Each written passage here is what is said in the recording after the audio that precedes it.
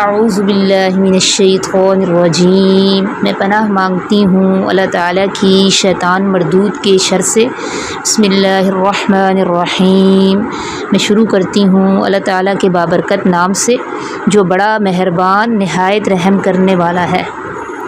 ہمارا آج کا سبق سورۃ البقرہ کی آیت نمبر 204 سے شروع ہوگا۔ رکوع کون سا؟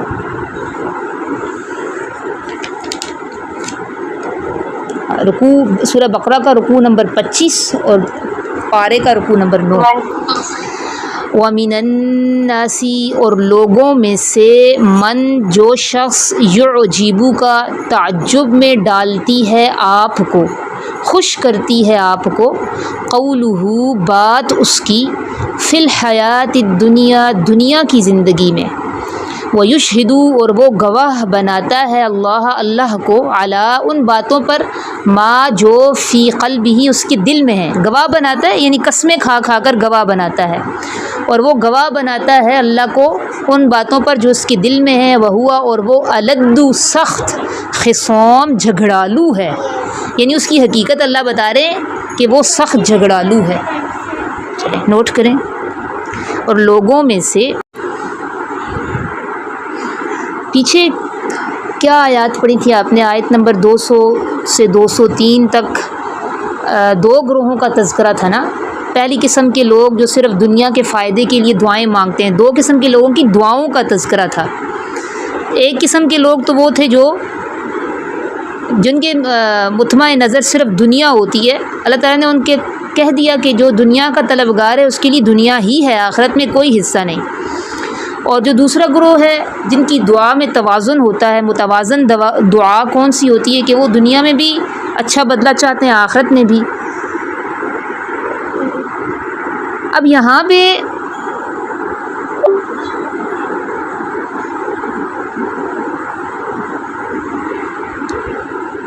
انسانوں کے کردار اور باطنی جو کیفیات ہوتی ہیں نا، اس میں بھی دو طرح کے لوگوں کا تذکرہ ہوگا، ٹھیک ہے؟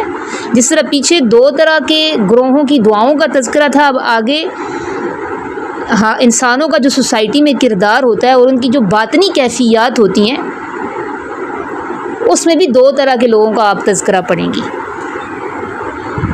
ٹھیک ہے؟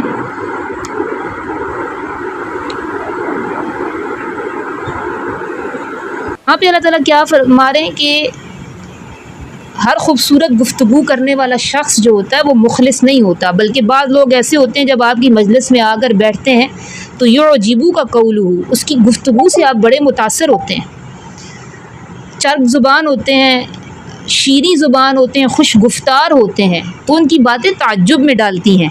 ہوتا ہے نا بعض لوگوں کی تقریر، گفتگو، انداز بیان متاثر کن ہوتا ہے اور آپ لوگ ان کو لوگوں کا خیر خواہ سمجھ رہے ہوتے ہیں۔ فی الحیات الدنیا یعنی دنیا کے معاملات میں جو وہ باتیں کر رہی ہوتے ہیں وہ بڑی دلکش معلوم ہوتی ہیں، وہ اپنے الفاظ سے آپ کو اپنا گرویدہ بنا لیتے ہیں۔ اور دوسری ان کی صفت کیا ہوتی ہے؟ وہ یشہد اللہ علی ما فی قلبہ، وہ اپنی سچائی ثابت کرنے کے لیے بار بار اللہ کو بھی گواہ بنا رہے ہوتے ہیں۔ کیا کہتے ہیں؟ بھئی اللہ گواہ ہے، یہ اس طرح ہے، اللہ جانتا ہے یہ اس طرح ہے، اللہ کی قسم میں آپ سے بڑی محبت کرتا ہوں، اللہ کی قسم میں تو یہ آپ کی خیر خواہی کے لیے کر رہا ہوں، اللہ گواہ ہے میرا مقصد صرف خیر ہے۔ اس طرح کی باتیں کرتے ہیں نا لوگ۔ آگے اللہ تعالیٰ کیا کہہ رہے ہیں؟ یہ سب ظاہری دعویٰ ہے، وَهُوَ أَلَدُّ الْخِصَامِ، اس بندے کی حقیقت یہ ہے کہ وہ سخت جھگڑالو ہے، ٹھیک ہے؟ الد الخصام، سخت جھگڑالو ہے۔ اس کا پتہ کیسے چلے گا؟ آگے اللہ تعالیٰ بتا رہے ہیں کہ جب اس کا پتہ آپ کو اس وقت چلے گا جب آپ کا اس سے اختلاف رائے ہوگا۔ ابھی تو آپ اس کی ہاں میں ہاں ملا رہے ہیں نا، آپ کو پتہ نہیں چل رہا، لیکن جیسے ہی آپ اس کی رائے سے اختلاف کریں گے تو پھر آپ کو پتہ چلے گا وَهُوَ أَلَدُّ الْخِصَامِ، یہ تو اصل میں سخت جھگڑالو ہے، ٹھیک ہے؟ اگلی آیت پڑھتے ہیں پھر پتہ چلے گا۔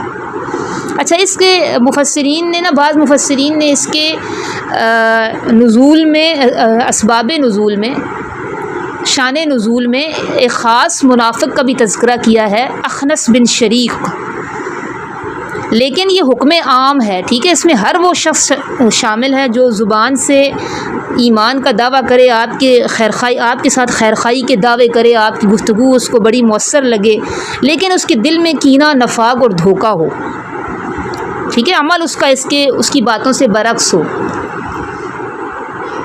تو یہ جو آیات ہیں جو ابھی اللہ تعالیٰ دو گروہوں کا تذکرہ کریں گے نا، یہ صرف اس بات کے لیے نہیں ہے کہ آپ اپنے آس پاس لوگوں کو پہچان سکیں، بلکہ اس کے لیے بھی ہے کہ ہم اپنا محاسبہ کر سکیں.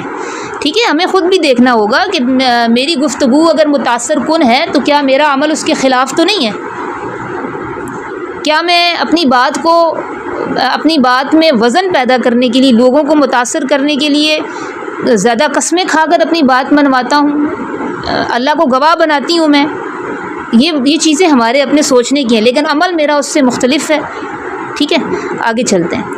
وَإِذَا تَوَلَّى، اس کی حقیقت پھر اللہ بتا رہے ہیں. وَإِذَا، اور جب، تولا وہ رخ پھیر لیتا ہے، یعنی آپ کے پاس سے نکل کر چلا جاتا ہے.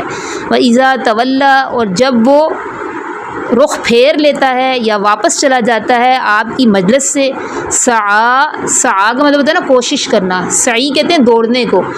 تو وہ دوڑ دھوپ کرتا ہے، وہ بھاگتا پھرتا ہے فی الارض، زمین میں. کس مقصد کے لیے؟ لیفسد فیہا، کہ وہ فساد پھیلائے زمین میں. ویہلک، اور وہ برباد کرے، ہلاک کرے، الحرث، کھیتیاں. یا مراد تو کھیتیاں ہیں، لیکن اس کا مقصد یہ ہوتا ہے کہ آپ کو آپ کی معیشت کو نقصان پہنچائے، آپ کا بزنس اور جو بھی آپ کی اکانومی جس سے وابستہ ہے اس کو نقصان پہنچائے. والنسل، اور نسلیں. واللہ، اور اللہ تعالیٰ لا یحب الفساد، نہیں پسند کرتا فساد کرنے والوں کو. چلیں نوٹ کر لیں، پھر میں اس کی ڈیٹیل بتاتی ہوں. اور اللہ نہیں جی پسند کرتا فساد کو، فساد کرنے والے نہیں، فساد. اللہ نہیں پسند کرتا فساد کو. پچھلی آیت میں کیا پڑھا آپ نے؟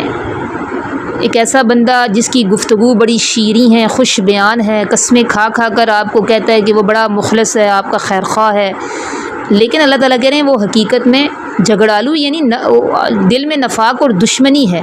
اس آیت میں اب اللہ تعالیٰ بتا رہے ہیں کہ بھئی اس کا عملی کردار کیا ہوتا ہے، جس سے آپ کو پتہ چلے گا کہ وہ آپ کا اصل میں دشمن ہے اور اس کے دل میں نفاق ہے.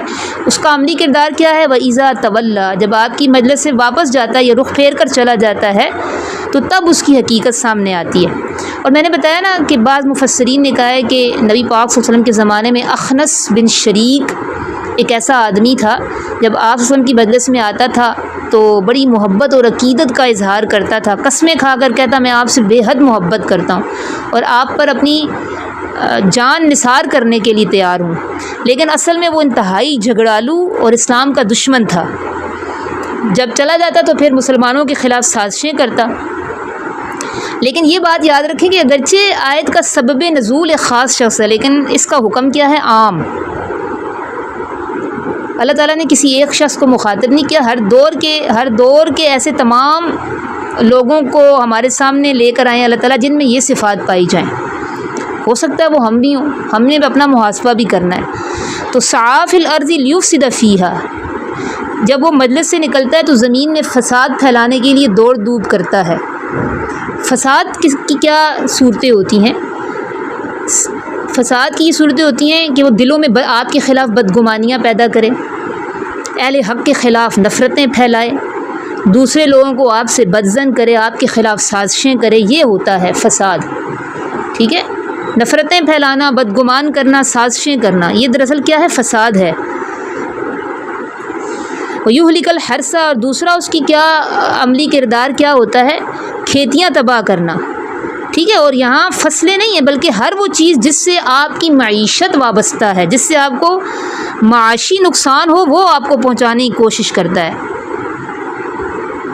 اس میں کاروبار بھی آئے گا، روزگار بھی آئے گا، آپ کے اموال بھی آئیں گے، ان سب چیزوں کو نقصان پہنچانے کی کوشش کرتا ہے. ٹھیک ہے، تو حرث کے حاشیے میں لکھ لیں کہ اس سے مراد صرف فصلیں نہیں ہیں بلکہ ہر وہ چیز ہے جس سے انسان کی معیشت وابستہ ہو. یعنی ایسے لوگ دوسروں کو معاشی نقصان پہنچانے کی کوشش کرتے ہیں. اور تیسرا اس کا کیا کردار ہوتا ہے؟ والنسل، نسل سے مراد آئندہ آنے والی نسلیں ہیں. تو نسلیں کیسے برباد ہوتی ہیں؟ دیکھیں، نسلوں کو صرف آپ قتل کریں گے تو صرف وہ جسمانی طور پر تباہ نہیں ہوتی، صرف وہ ہلاک اس وقت نہیں ہوتی جب قتل کیا جائے، بلکہ جب اخلاقی، دینی اور فکری طور پر ان کو تباہ کر دیا جائے نا، ان کی فکر کو تباہ کر دیا جائے تو نسلیں تباہ ہوتی ہیں. جب سوسائٹی میں تعمیر اخلاق کے بجائے تخریب اخلاق والی باتوں کو فروغ دیا جائے، غلط قوانین کی پشت پناہی کی جائے، بے حیائی، عریانی اور عیاشی کو عام کیا جائے، تو نئی نسلیں اخلاقی اعتبار سے تباہ ہونا شروع ہو جاتی ہیں۔ اس لیے قرآن نے نسلوں کی تباہی کو بھی فساد کی ایک بڑی شکل قرار دیا ہے، ٹھیک ہے؟ اور آج کے دور میں آپ مجھے بتائیں اس کو کہاں اپلائی کریں گی آپ؟ کیسے نوجوان نسل ہماری کیسے تباہ ہو رہی ہے بتاؤ؟ بھائی سوشل میڈیا سے، ہاں سوشل میڈیا سے بہت girl friend boy friend culture, جو ابھی دیکھیں نا، یہ جو وہ جو کہاں کی لڑکی تھی، مجھے ذہن سے نکل جاتے ہیں نام جنگ کی تھی نا وہ لڑکی، ابھی جو ان کے آ رہے ہیں پیچھے دیکھیں نا، وہ پھر اب آسان رسائی جب آپ اپنے جسم تک دیں گی مردوں کو تو یہی ہوگا نا، اسی طرح کے واقعات ہوں گے، پھر وہ تو آپ سے پھر اپنی مرضی کا سلوک کریں گے۔ Girl friend boy friend culture, اسکولوں میں کو ایجوکیشن۔ اچھا، میں جو کراچی میں دیکھتی ہوں نا، جو ہماری نسلیں تباہ ہو رہی ہیں مختلف قسم کے نشوں میں مبتلا ہو کر، نشہ آور چیزیں جو استعمال کرتے ہیں نا، نشے سے ایسا صرف یہ نہیں ہوتا کہ آپ کی صحت تباہ ہوتی ہے، آپ کا دین، آپ کا اخلاق، آپ کا مستقبل سب برباد ہو جاتا ہے۔ تو یہ بھی نسلوں کی تباہی کی ایک بہت بڑی صورت ہے۔ نشوں میں لگانے والے لوگ اس کیٹیگری میں آئیں گے۔ ایک سوچی سمجھی اسکیم کے تحت کراچی کے اسکولوں، کالجز، یونیورسٹیز میں پہنچایا جاتا ہے۔ میں نے اپنے بچوں کو ڈالا ہوا تھا، پہلے 6 میں ڈال دیا تھا نا گورنمنٹ اسکول میں یہاں قریب، تو میرے بیٹے نے جب مجھے آگے صورتحال بتائی تو میں بہت زیادہ فکر مند ہوئی، میں بڑی ٹینشن میں آ گئی کہ یہ کیا۔ وہ بتا رہا ہوتا ہے کہ لڑکے جو ہیں وہ ایک کاغذ کے اوپر پاؤڈر ڈالا ہوا ہوتا ہے، اس کو پی رہے ہوتے ہیں، اور سگریٹ تو عام چیز ہے۔ اور یہ باقاعدہ ان کا ایک چل رہا ہے کہ یہ پہنچاتے ہیں اسکولوں میں، چھوٹے چھوٹے بچوں کو لگا دیتے ہیں نشے پہ۔ پنکی کا کیس جو چل رہا ہے نا، اس نے تو انکشاف بھی کیا ہے کہ میں نے کلفٹن ڈیفنس کے اسکولوں میں باقاعدہ پہنچائی ہے یہ چیز۔ تو یہ نا سب سے بڑی میں سمجھتی ہوں اس وقت جو ہے نا نسلوں کو تباہ کرنے کے لیے نشہ آور چیزیں ان کو مہیا کرنا، ایسا ماحول پیدا کرنا کہ جو ہماری نسلوں کے کردار کو کمزور کر رہا ہے، یہ بھی نسلوں کی تباہی ہے۔ آج دیکھیں نا، اخلاقی تخریب کا سبب زیادہ ہیں لوگ اخلاقی تعمیر کے بجائے۔ سوشل میڈیا بھی اس کا بہت بڑا ذریعہ بن چکا ہے۔ تعمیری سوچ تو آپ کو کہیں نظر نہیں آتی، اور تعمیری سوچ رکھنے والے لوگوں کو لوگ پسند بھی نہیں کرتے۔ ایسی چیزوں کو پروموٹ کیا جاتا ہے جو کہ فضولیات، بے حیائی، فتنہ، گمراہی، تخریب اخلاق پر مبنی ہوں، ٹھیک ہے؟ اس لیے آپ لوگ جو سوشل میڈیا پہ موجود ہیں نا، آپ کی پوری کوشش ہونی چاہیے کہ پروموشن دینے میں بھی ایک دوسرے کا تعاون کریں، اور تبلیغ کرنے میں بھی آپ بھرپور اپنا حصہ اس میں ڈالیں سوشل میڈیا پہ، ٹھیک ہے؟ ہمیں خود دیکھنا ہے ہمارا اپنا سوشل میڈیا پہ کیا کردار ہے، اپنا کردار ہم نے ادا کرنا ہے۔ چلیں جی آگے دیکھتے ہیں۔ جی بولیں۔ ہوگا کہ ہمارے 16 سال تک کے سوشل میڈیا یوز نہیں کر سکتے۔ ہاں ماشاء اللہ، یہ میں نے پڑھا ہے خبر، مجھے بہت پسند آئی ہے، یہ بہت اچھا لگا مجھے کہ 16 سال تک کا بچہ وہ سوشل میڈیا UK میں نا نہیں استعمال کر سکتا۔ بہت اچھی بات ہے۔ ایک چوراہا ہے جس میں ہر چیز آپ کو نظر آتی ہے، کوئی پابندی نہیں ہے، آپ کچھ بھی لکھ سکتے ہیں، آپ کچھ بھی کر سکتے ہیں، کچھ بھی دیکھ سکتے ہیں۔ چلیں اگلی آیت دیکھتے ہیں۔ واللہ لا يحب الفساد وَإِذَا قِيلَ، اور جب کہا جاتا ہے لہو اس کو، اتق اللہ، ڈرو اللہ سے، اخذتہ، اب اللہ ایک اور طریقے سے پہچان کروا رہا ہے ایسے لوگوں کی۔ بھئی آپ لوگوں کو تو اس کی باتیں بڑی متاثر کر رہی ہیں، جب پوسٹیں لکھتے ہیں تو آپ کہتے ہیں بڑا اللہ والا ہے، لیکن آپ پہچانو گے کیسے؟ وَإِذَا قِيلَ لَهُ اتَّقِ اللَّهَ، جب کہا جاتا ہے اس کو تم ڈرو اللہ سے، اختلاف کرتے ہیں آپ اس سے۔ اخذتہ العزت، تو آمادہ کرتی ہے اس کو العزت، عزت سے مراد تکبر ہے، ٹھیک ہے؟ اس کی عزت نفس، اس کا تکبر اس کو آمادہ کرتا ہے بالاسم، گناہ پر۔ فحسبہ جہنم، پس کافی ہے اس کو جہنم ہی۔ ولبئس المہاد، اور البتہ برا ہے مہاد، ٹھکانہ۔ جب اس کو کہا جاتا ہے کہ جو تم نسلیں برباد کر رہے ہو، معیشت تباہ کرنے والی باتیں کر رہے ہو، اپنے اعمال درست کرو، فساد سے باز آ جاؤ. یعنی آپ اس سے اختلاف رائے کرتے ہیں تو کیا ہوتا ہے، یہ نصیحت یا اختلاف رائے اس پر اس کا رد عمل اللہ تعالیٰ بتا رہے ہیں. اس کا رد عمل کیا ہوتا ہے؟ اخذتہ العزہ، اس کو تکبر گناہ پر آمادہ کرتا ہے. ٹھیک ہے، وہ اپنی عزت نفس کا مسئلہ بنا لیتا ہے، اس کو انا اور تکبر میں آ جاتا ہے. وہی سوچتا ہے کہ اگر میں نے اپنی غلطی مان لی یا اس بندے کی بات قبول کر لی تو میرا مقام کم ہو جائے گا، لوگ مجھے کمزور سمجھیں گے، میری تو عزت ہی ختم ہو جائے گی. اس لیے وہ ہٹ درمی سے اپنی غلط بات پر ڈٹا رہتا ہے، مزید جم جاتا ہے. اس کو اللہ نے کہا اخذت العزت بالاسم. اور ایسے رویے ہم سوشل میڈیا پہ بالکل دیکھتے ہیں.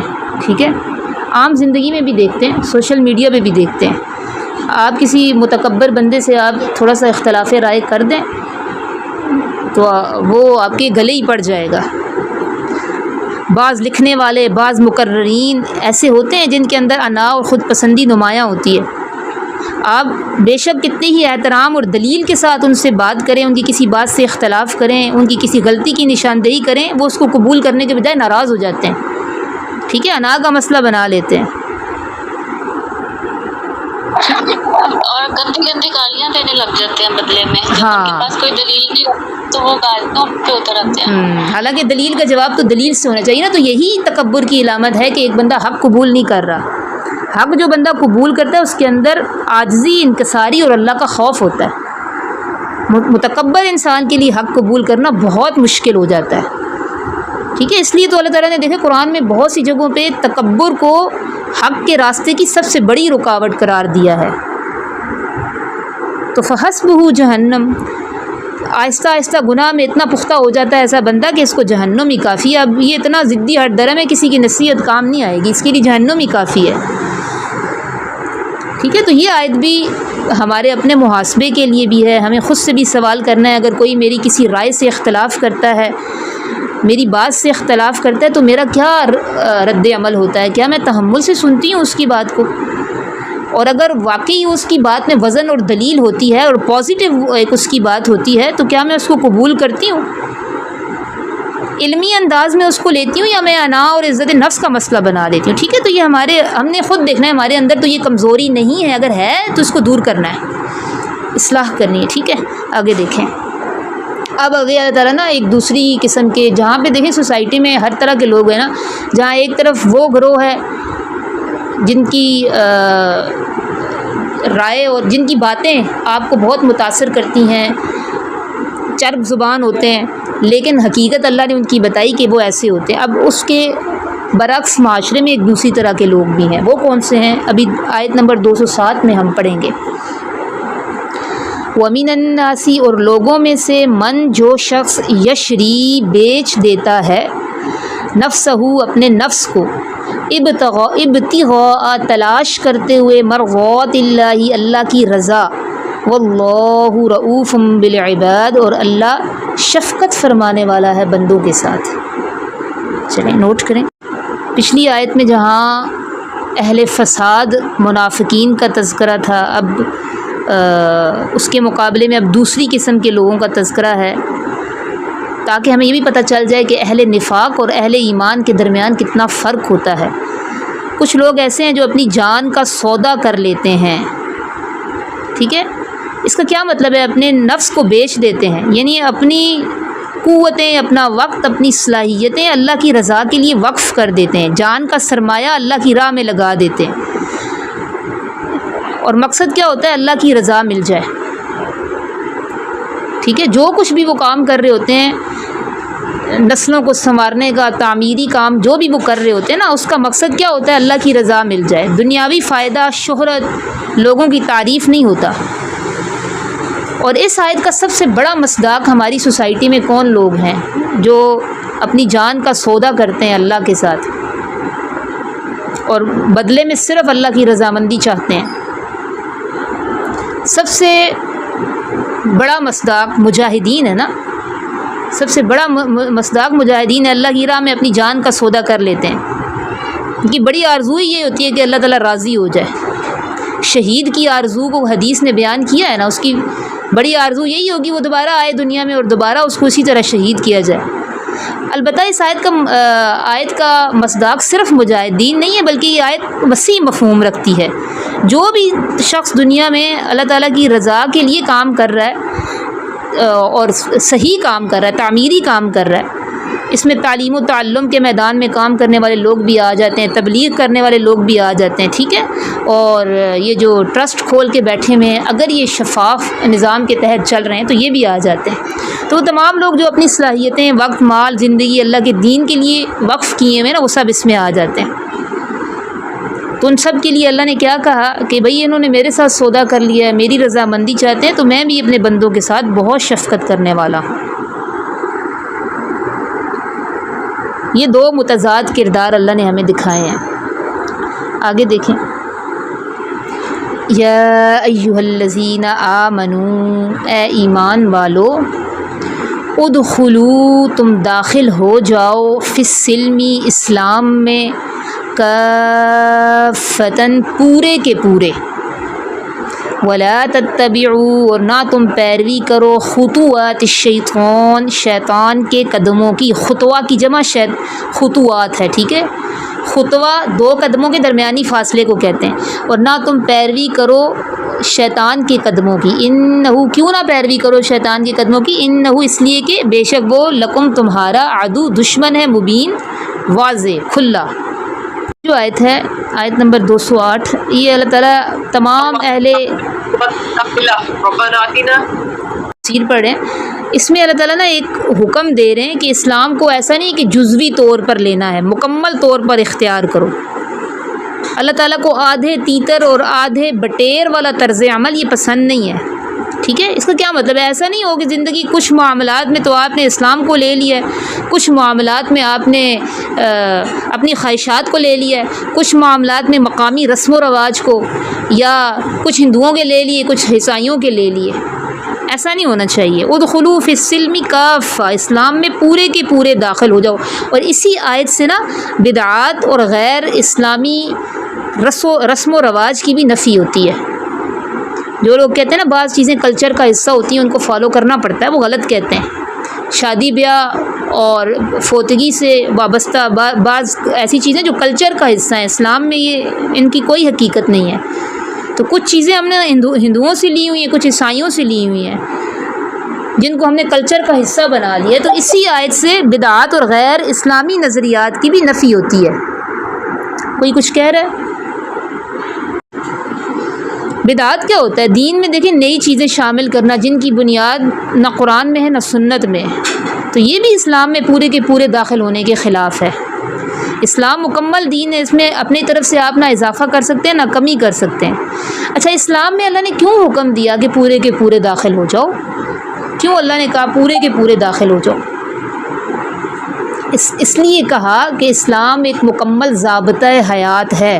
کیا مطلب ہے اس بات کا کہ اسلام ایک مکمل ضابطہ حیات ہے؟ بتائیں۔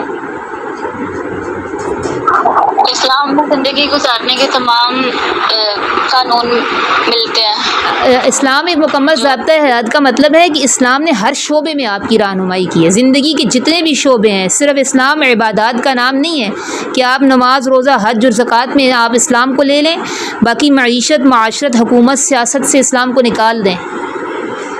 اسلام مکمل ضابطہ حیات ہے کا مطلب ہے کہ اسلام نے زندگی کے ہر شعبے میں ہماری رہنمائی کی ہے۔ صرف یہ نہیں کہتا اسلام کے نماز، روزہ، زکوٰۃ، حج کا نام دین ہے، بلکہ معیشت، معاشرت، سیاست، حکومت، تجارت، خاندانی سسٹم، تعلیم، اخلاق، ہر چیز میں اسلام کی رہنمائی ہمارے سامنے موجود ہے۔ کوئی شعبہ زندگی کا ایسا نہیں جس میں آپ کو اسلام گائیڈ نہ کرے۔ اس لیے اللہ نے کہا ادخلوا فی السلم کافہ، پورے کے پورے داخل ہو اسلام میں۔ اس کو صرف چند عبادات تک محدود نہ رکھو۔ اور یہ کیسے ہوگا؟ ہمیں تو کہیں بھی نہ گھروں میں اسلام پورا نظر آتا ہے، نہ سوسائٹی میں، نہ حکومتوں میں، نہ معیشت میں، نہ معاشرت میں، کہیں نظر نہیں آتا۔ اصل میں نا اسلام ایک انقلابی دین ہے۔ جب تک اس کو انقلابی نظام کے طور پر آپ نافذ نہیں کریں گی، اس وقت تک اس آیت پر عمل نہیں ہو سکتا۔ ادخلوا فی السلم کافہ، وہ کیسے؟ انقلابی نظام کے طور پر کیسے نافذ ہوگا؟ اس کی مثال آپ کو کہاں سے ملتی ہے؟ نبی پاک صلی اللہ علیہ وسلم نے جب فتح مکہ کے موقع پر آپ وسلم داخل ہوئے تھے مکہ میں، تو اس وقت سے ملتی ہے ہمیں۔ آج کے حکمران تو صرف نعرے لگاتے ہیں نا، مذہب کا نام استعمال کرتے ہیں، مذہب کارڈ استعمال کرتے ہیں، اور ان کو کتنی اپرچونٹیز دی جاتی ہیں، لیکن وہ اسلام نافذ نہیں کرتے۔ بلکہ آپ جن مجلسوں میں بیٹھ کر وہ مذہب کارڈ کھیل رہے ہوتے ہیں، مذہب کا نام استعمال کر رہے ہوتے ہیں کہ ہم یہ کریں گے وہ کریں گے، اسی مجلس میں آپ کو بے عملی اور اسلام کے خلاف کام نظر آئیں گے۔ تو اگر ان کو واقعی اسلام کو نافذ کرنا ان کی نیت ہوتی، ان کا مقصد ہوتا نا، تو پھر انقلابی اقدام یہ کرتے، جیسا کہ نبی پاک صلی اللہ علیہ وسلم نے فتح مکہ کے بعد کیا تھا۔ کیا انقلابی اقدام کیے تھے نبی علیہ الصلوۃ والسلام نے؟ فتح مکہ کے دن نبی پاک صلی اللہ علیہ وسلم نے صرف تقریریں نہیں کی تھیں، بلکہ عملی اصلاحات نافذ کی تھی۔ آپ نے کیا کہا تھا؟ جاہلیت کی ہر رسم آج میرے قدموں کے نیچے ہے۔ آج کے بعد کوئی مشرک برہنہ حالت میں بیت اللہ کا طواف نہیں کرے گا، اس کو اس کی اجازت نہیں ہوگی۔ سودی معاملات کا مکمل خاتمہ کر دیا گیا ہے، ٹھیک ہے۔ جاہلیت کے جتنے بھی قوانین تھے وہ باطل تھے، ان کو ختم کر کے اسلامی قوانین نافذ کیے جاتے ہیں۔ یہ سب انقلابی اقدامات تھے جن کے ذریعے باطل نظام کی جگہ فوری طور پر اللہ کا نظام قائم کیا گیا۔ تو آج بھی اگر کسی میں یہ جرت ہوگی نا، تو اس کے بعد پھر ہم اس آیت کا ضرور مستاق بنیں گے، ادخلوا فی السلم کافہ۔ ہاں، انفرادی طور پر البتہ ہماری کوشش ضرور ہونی چاہیے کہ ادخلوا فی السلم کافہ، ہم آدھے تیتر آدھے بٹیر نہ ہوں۔ یہ منافقانہ زندگی ہوتی ہے، اور ایک شاعر نے کہا نا، دو رنگی چھوڑ یک رنگ ہو جا، سراسر موم ہو جا یا پھر سنگ ہو جا۔ تو پورے کا پورا مومن بننا ہے۔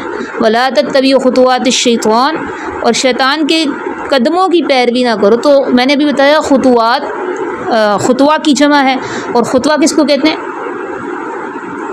دو قدموں کے درمیانی فاصلے کو۔ اس سے آپ کو ایک پوائنٹ پتہ چلتا ہے، سمجھنے کا جو پوائنٹ ہے وہ کیا ہے کہ شیطان انسان کو ایک دفعہ ہی گمراہی میں نہیں ڈالتا، آہستہ آہستہ ایک قدم کے ذریعے آپ کو اپنے راستے پر لے کر جاتا ہے، ٹھیک ہے۔ پھر چھوٹا گناہ، پھر بڑا گناہ، پھر بدعت، پھر باطل نظریات، یہاں تک کہ انسان آہستہ آہستہ بہت دور ہو جاتا ہے حق سے۔ اس لیے اللہ نے کہا شیطان کے ایک بھی قدم کی پیروی نہ کرو، بے شک وہ تمہارا کھلا دشمن ہے۔ کھلا دشمن یعنی ڈھکا چھپا نہیں ہے، تمہیں پتہ ہے تمہارا دشمن ہے۔ آگے دیکھیں، فَإِن زَلَلْتُمْ، پس اگر تم پھسل گئے۔ یہ جو ہے نا سختی سے ادا کرتے ہیں قرآن میں۔ یہ جو لفظ ہے زلہ کا مطلب ہوتا ہے پھسلنا۔ اسی میں آپ دیکھیں کتنے مفہوم بن رہے ہیں۔ اگر آپ اس کو درست تجوید کے ساتھ نہیں ادا کریں گی نا، تو اس کا مفہوم غلط بھی ہو سکتا ہے۔ اگر آپ اس کو زال کی نرمی کے ساتھ پڑھیں تو اس کا مطلب نرمی ہو جاتا ہے، زلہ کا مطلب ہے نرمی۔ اور اگر آپ اس کو غود کے ساتھ پڑھیں، غود کے ساتھ، بعض لوگ دعاد کہتے ہیں، غود کے ساتھ پڑھیں تو اس کا مطلب ہوتا ہے گمراہی۔ اور اگر آپ اس کو وا کے ساتھ پڑھیں، تو اس کا مطلب سایہ۔ اس ایک لفظ سے کتنے مطلب بن رہے ہیں، تو اس کی صرف ادائیگی پہ آپ نے فوکس کرنا ہے۔ فَإِن زَلَلْتُمْ، سختی سے ادا کرتے ہیں۔ فَإِن زَلَلْتُمْ، پس اگر تم پھسل گئے یعنی تمہارے قدم ڈگمگا گئے، من بعد، بعد اس کے، ما جاءتکم البینات، جب آ گئیں تمہارے پاس روشن دلیلیں، فَاعْلَمُوا، پس تم جان رکھو، ان اللہ عزیز حکیم، بے شک اللہ غلبے والا حکمت والا ہے۔ چلو نوٹ کریں، جان لو، تھوڑی سی ہے، مختصر سی ہے۔ پیچھے اللہ نے ہمیں حکم دیا نا دائرہ اسلام میں پورے کے پورے داخل ہو، لیکن اگر پھسل گئے، تمہارے قدم ڈگمگا گئے۔ قدم کیسے ڈگمگاتے ہیں؟ کبھی ایسا ہوتا ہے نا، طبیعت کو کوئی بات بری لگ رہی ہوتی ہے، خواہش کے خلاف چلی جاتی ہے کوئی بات، یا برادری کی رسم و رواج کا ڈر ہوتا ہے، تو وہاں انسان اپنی مرضی کر لے، تو یہ ہوتا ہے پھسلنا، ڈگمگانا۔ تو دائرہ اسلام میں پورے کے پورے داخل ہونا ہے، لیکن اگر تم پھسل گئے، ڈگمگا گئے، اور پھر دیکھیں اللہ جہاں ایک طرف فتنے ہیں چاروں طرف، وہیں اللہ نے دشمن بھی بنائے ہوئے۔ ایک تو انسان کے اندر ہے نفس، دوسرا شیطان ہے، تو یہ بڑے دشمن ہیں، تو یہ بھی انسان کے قدم ڈگمگا جاتے ہیں ان کی وجہ سے بھی۔ تو اللہ تعالیٰ کہہ رہے ہیں تمہارے پاس روشن دلائل ہیں۔ روشن دلائل سے مراد قرآن کی آیات ہیں، یہ روشن دلائل ہیں تمہارے پاس، تو اس کے باوجود اگر تم پھسل گئے ثابت قدمی نہ دکھائی تو یاد رکھو اللہ کو تم پر قدرت حاصل ہے، اللہ غلبے والا ہے، تمہیں پکڑ سکتا ہے، حکیم بھی ہے. یعنی اگر وہ فوری طور پر سزا نہ دے تو دھوکے میں نہیں آنا، حکیم ہے، اس نے ہر چیز کا ایک وقت مقرر کیا ہے، اس لیے ڈگمگانا نہیں ہے. ٹھیک ہے، روشن دلیلوں کو تھام کے رکھنا ہے. اگلی آیت دیکھیں، رکوع مکمل ہو جائے گا پھر مکمل کرتے ہیں. حل ینظرون، نہیں وہ انتظار کرتے، الا مگر، ان یہ کہ یأتیہم آئے ان کے پاس، یأتیہم اللہ آئے ان کے پاس اللہ، فی ظلل سایوں میں. ابھی میں نے ظلل کا مطلب بتایا نا، سائبان، سایہ، سایوں میں، من الغمامی بادلوں کے، والملائکۃ اور فرشتے، وقضی الامر اور فیصلہ کر دیا جائے معاملے کا، وإلی اللہ ترجع الامور اور اللہ ہی کی طرف لوٹائے جائیں گے تمام کام، اللہ کی طرف لوٹائے جائیں گے تمام کام. چلو نوٹ کریں، حل ینظرون، نہیں وہ انتظار کرتے. اچھا، اس کی تفسیر بھی تھوڑی سی ہے، بس سن لیں، 2-3 لائنیں دیکھیں. پیچھے آپ نے کیا پڑھا کہ روشن دلائل ہیں تمہارے پاس، آ چکے ہیں تمہارے پاس، اس لیے اسلام میں پورے کے پورے داخل ہو. اور اس کے بعد بھی اگر کوئی ایمان نہیں لاتا نا تو اللہ تعالیٰ کہہ رہے ہیں کیا وہ اس بات کا انتظار کر رہا ہے کہ اللہ ان کے پاس بادلوں کے سائے میں آئے اور اس کے پاس فرشتے آئیں؟ تو یہ چیزیں تو پھر قیامت کے دن ہوں گی. اللہ تعالیٰ جو بادلوں کے سائبان میں آئیں گے نا، یہ چیزیں قیامت کے دن ہوں گی. یہ حدیث سے ہمیں پتہ چلتا ہے کہ قیامت کے دن اللہ تعالیٰ کا نزول ہوگا بادلوں کے سایوں میں. وہ جو سائبان ہوگا، بادلوں کا سایہ ہوگا، وہ نار، نور اور پانی کا ہوگا. اب اس پر ایمان لانا تو ضروری ہے، لیکن اس کی کیفیت کیا ہوگی نا، یہ ہماری عقل میں یہ چیزیں نہیں آ سکتی. اور 70,000 حجابوں میں اللہ تعالیٰ ہوں گے، اللہ تعالیٰ کا نزول ہوگا. اور وہ وقت تو پھر عمل کا نہیں ہوگا، وہ وقت تو کس کا ہوگا؟ قضی الامر، فیصلہ ہو جائے گا، اللہ کی عدالت قائم ہوگی اور اس وقت تو فیصلے ہوں گے. تو کیا تم لوگ واضح دلیلیں آنے کے بعد اس بات کا انتظار کر رہے ہو کہ اب اللہ جب سائبانوں میں آئے گا تب ایمان لاؤ گے؟ اس وقت تو فیصلہ کر دیا جائے گا سب کاموں کا. تو یعنی یہ قیامت کے دن ہوگا، تو کیا ایمان لانے کے لیے قیامت کا انتظار کر رہے ہو؟ اور اللہ ہی کی طرف لوٹائے جائیں گے تمام کاموں کا انجام. لوٹائے جائیں گے تمام کام، یعنی تمام کاموں کا انجام. تو اس لیے ہمیں کیا چاہیے کہ قبول اسلام میں دیر نہ کریں اور اسلام کے دائرے میں پورے کے پورے داخل ہونے میں دیر نہ کریں. یہ اسلام کے دائرے میں پورے کے پورے داخل ہونا نا، یہ اصل میں روزمرہ کی محنت ہے. روزمرہ میں آپ کو دیکھنا پڑے گا ہم کس طرح کون سی چیزیں ہم سے چھوٹی ہوئی ہیں، اس میں وہ ہم عمل میں لائیں. کبھی ایسا بھی ہوگا کہ وہ کہتے ہیں نا کعبہ میرے پیچھے ہے، کلیسا میرے آگے. تو یہ والی کیفیت بھی کبھی پیدا ہو جاتی ہے. انسان کو خواہشات بھی کھینچ رہی ہوتی ہیں، دنیا کے رسم و رواج بھی کھینچ رہے ہوتے ہیں. تو یہ ساری چیزیں بھی ہوتی ہیں. تو انسان نے خود ان سے بچنا ہوتا ہے. اگر پڑ جائے نا پھر توبہ بھی کرنی ہوتی ہے. تو یہ کیا ہے؟ روزمرہ کی محنت. اللہ تعالیٰ ہمیں عمل کی توفیق دے. سبحان ربک رب العزت عما یصفون وسلام علی المرسلین والحمد للہ رب العالمین. ربنا تقبل منا انک انت السمیع العلیم.